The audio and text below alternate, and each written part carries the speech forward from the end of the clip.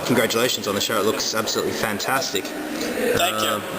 So what was the basis for the development of this particular body of work?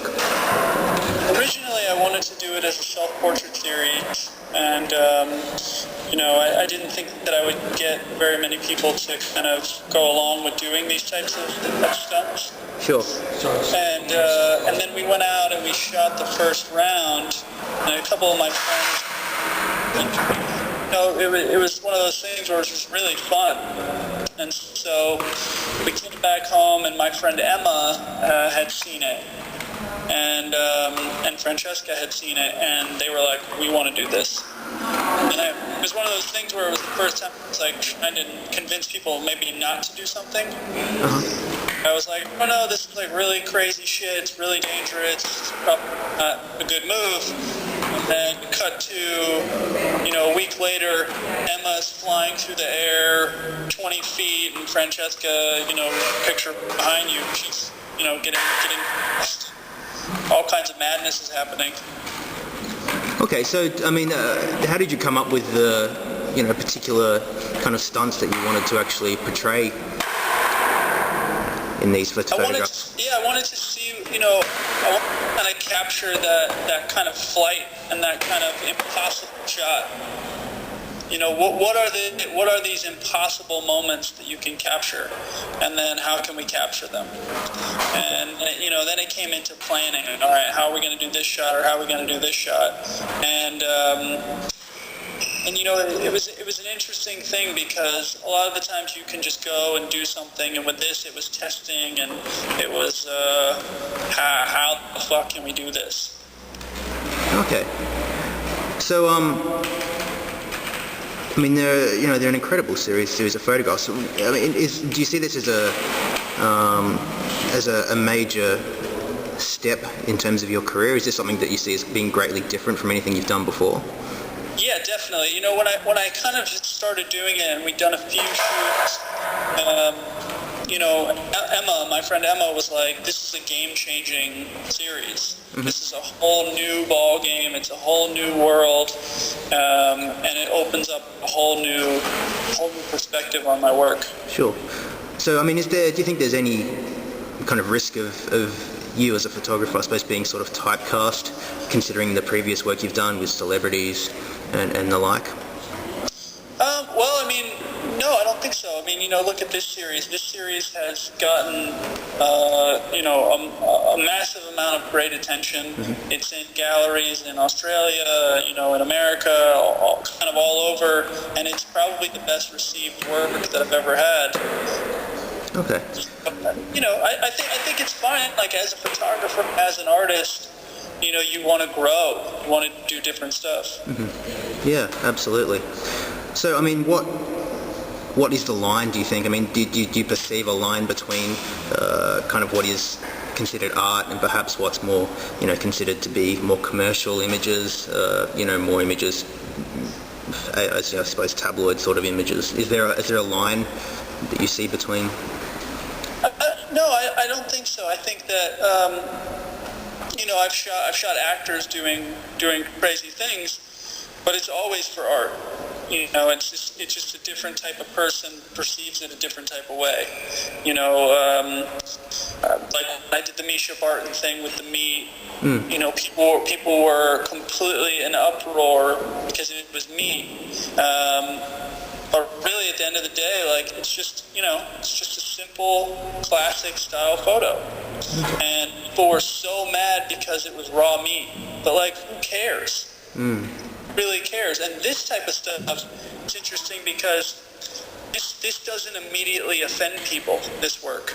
It's not offensive. It's like, how the fuck did you do that? Is the question I get with this. Yep. But to me, it's all one and the same thing. You're creating a mystery, and that's the goal with art. Yep. Okay. Fantastic. Obviously, one of the questions people are going to want to know is, how did you injure yourself? Oh yeah. Well, it's funny. I was getting ready to come to Australia, and I've been working on this series, and we keep pushing the boundaries, and we keep pushing and pushing. And I want to do a book. I want to turn this series into a coffee table book. And so I was like, all right, let's go out, random late night shoot. And so we went out, and it was just 3 of us. And I had illegally climbed up on this building, and then wedged a ladder on the roof of the building, and then basically the ladder that I was on snapped. And so, cut to me about 40 feet off the ground. I go off the ladder, I landed on the roof, and then the roof that I was on broke. So then that caused me to fall onto a truck, cracked my ribs on the side of the truck, flipped off that, and then landed on my head on the ground. Ooh. Wow. Okay. This is an unfortunate series of events because of a faulty ladder. Yeah, absolutely. The problem is we used the ladder for a shoot recently, and it got messed up in the shoot. Right. And then Okay. freak accident. So, I mean, do you see the actual process of taking the photo, of creating the image? Do you see something that is, as something that's greatly important? Does that add to the dialogue? Does it add to the narrative of the works? Every place you see, nobody's superimposed. There's no wires, there's no superimposing. People are really flying through the air. How they got there, where they went after, you don't know, but everyone's doing what they're doing, and we went to all these places. We really went through a lot to make this series happen. I mean, there's a behind-the-scenes picture of me on my site where I'm literally on the edge of a cliff that's 200 feet in the air just to get one shot. And that's what I wanted to do with this series. I wanted to push myself, clearly, and I wanted to push everyone who's in the photos to a level that they've never been pushed. Okay. So, I mean, what do you want people to experience with this series? To me, Suspense is about the idea of freedom. There is nothing that can stop you. Nothing is impossible. If you can dream something, you can do it. And I wanted this to be that kind of iconic series that people are blown away by.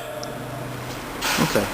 So, I mean, I kind of see a bit of a parallel here between your work and perhaps the work of someone like Jeff Wall, perhaps, who kind of uses a cinema sort of an approach in that he uses the images as, I suppose, a catalyst for the creation of further narratives beyond the image itself. Is that something that you strive for? Yeah, exactly. I mean, the story before and after these pictures is often what intrigues people the most.